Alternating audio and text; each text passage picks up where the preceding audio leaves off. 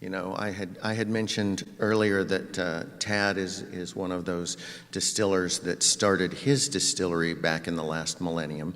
And if my research is correct, our next speaker also is one of those people. If Vermont Spirits was founded in 1999, I believe, and we've got one of these true innovators, a crazy mad scientist who was first trying to figure out how to make vodka from maple syrup and then from milk sugars, and just always at the cutting edge of creativity.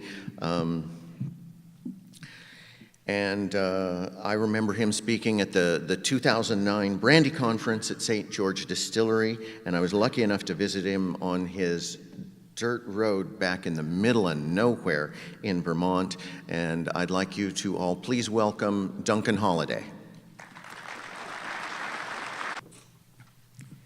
Hello, fellow distillers and friends of ADI. Bill Owens asked me to say a few words about craft distilling, and one word came to mind. I think it was the first word: Distilleritis. And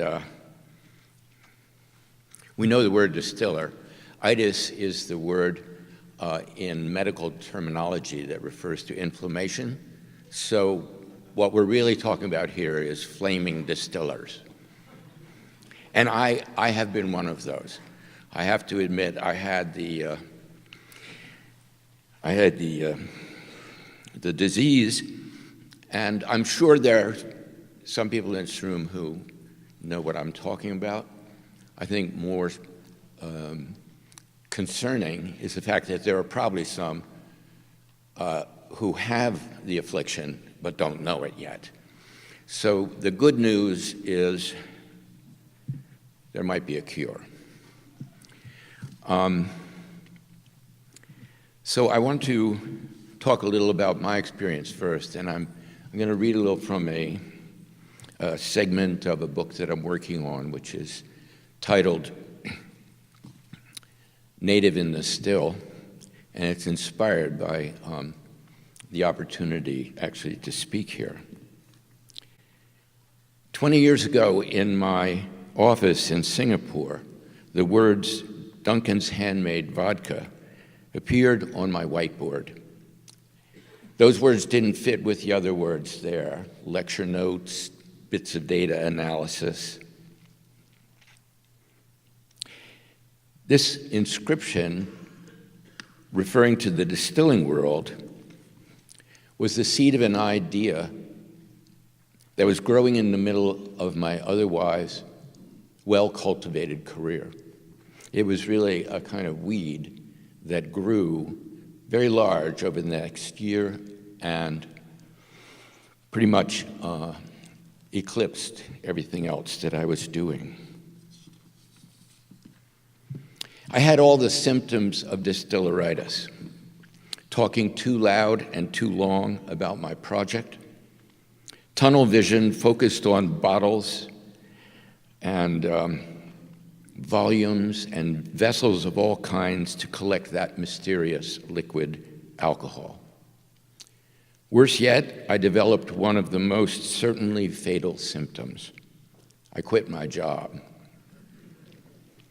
Back in Vermont, my wife, who was willing to go along with my plan for a while, but then found her limit for hearing about bottles. She said, "If I knew you were going to do this, I wouldn't have married you." And you might think that hearing this from the love of my life, I would wake up out of my obsession. But I was so far gone, I thought that if other people heard her, friends and family, they would think that she just simply lacked the sympathy for the cause. Now, however, I recognize the syndrome. I see it in some of my students at Vermont Tech and in others who come to me for advice. And as I have said, I believe I see it in this room.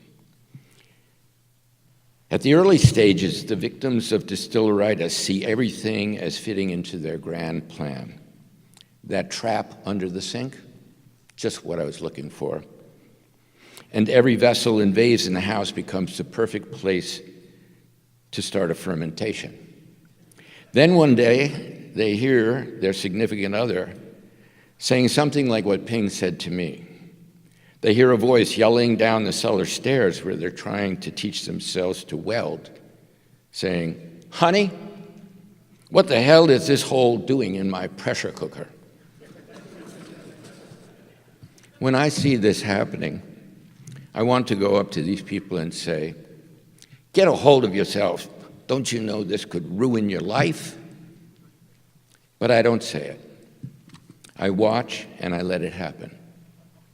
These people are trying to solve an impossible problem, like writing the great opera or solving Rubik's Cube in 10 dimensions.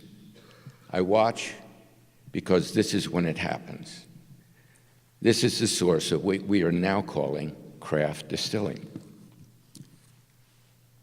I should point out that what I am describing is a recent and specifically American phenomenon. In the time of the guilds, before the Industrial Revolution and after, craft meant knowing the proper way to do something and making something. The French are the perfect example of this, even today. One of our most renowned distillers, Hubert Germain Robin, once said that emigrating to California from France was a liberating experience because, among other things, he could make brandy from new varieties of grapes. In France, this sort of thing simply is not done. On ne le fait pas. In America, beginning around the turn of the 21st century, craft distilling came to refer to the moment of invention. It no longer mattered what came before or after. One distiller might become a master of industry, making millions of cookie-cutter bottles of their invention. Another might stay in the garage, growing a long, ugly beard, making the first ever bottle of raspberry volcano brandy. From the kitchen, the voice of the significant other can be heard. "Honey, I'm trying to make crepes, but I can't find the jam." Most of the time, these inventions don't work. But it is at this moment of exuberance, of trying anything and everything, that the seed is planted, the germ gets in, and it grows and spreads. And sometimes the result is beautiful. A blossoming of a rare flavor, the hint of apricot in the whiskey, the perfect balance and clarity in the vodka, like mile deep ice at the pole.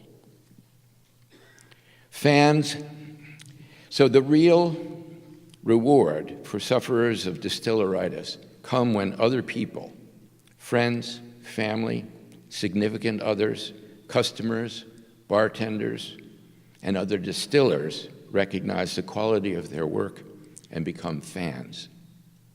Fans, not brands, are what drives the craft distilling industry. Brands are expected to be always and everywhere the same. Fans of craft spirits understand that every batch can be different, and they're ready to accept this variation from good to very good to great. In this way, fans, usually from the same city or state, energize your work, and your work in turn begins to give back to the vitality of the place. Places like Portland, Louisville, Indiana, Colorado, places all over the country. This cycle becomes the engine of success and is, if not the cure, at least a palliative for the pains of distilleritis. Happily, I can report that Ping is still with me in Vermont, and she has become a fan of Dunc's rum. I also want to mention the Hughes family and friends, Brendan, Mark, and Greg, who are here today, and Dan and Brian. These guys at St. Johnsbury Distillery are taking over my small project in the woods and improving it and moving it into the city of St. Johnsbury. The excitement in St. Johnsbury is palpable. People are thrilled to have this new enterprise moving into the city and giving it new life.